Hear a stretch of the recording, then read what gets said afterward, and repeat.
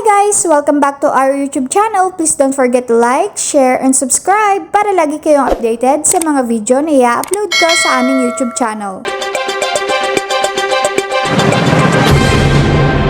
Facebook at maka-take advantage.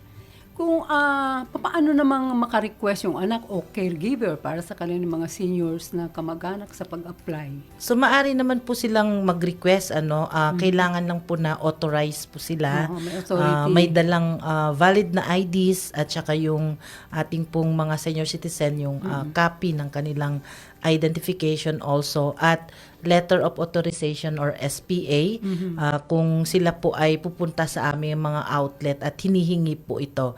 Ngayon pagka doon naman po sa online, kailangan kasi yung document owner yung mag-file ng request or the immediate family. So ayun, i-assist na lang po sila nung mga kamag-anak, apo, mga anak para Hindi sa ba pag-file. pumapasok dyan sa ganyang pag-request may mga fixers na tumutulong?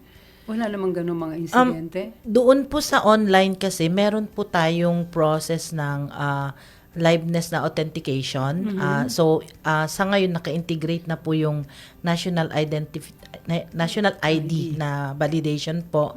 So kaya secure naman po kasi bago pa lang po mag-file, dadaanan niya po yung proseso na iyon at kailangan din mag-submit nung mga documentary requirements bago po ito i-process yung kanilang request at i-send yung digital copy sa kanila via po sa email.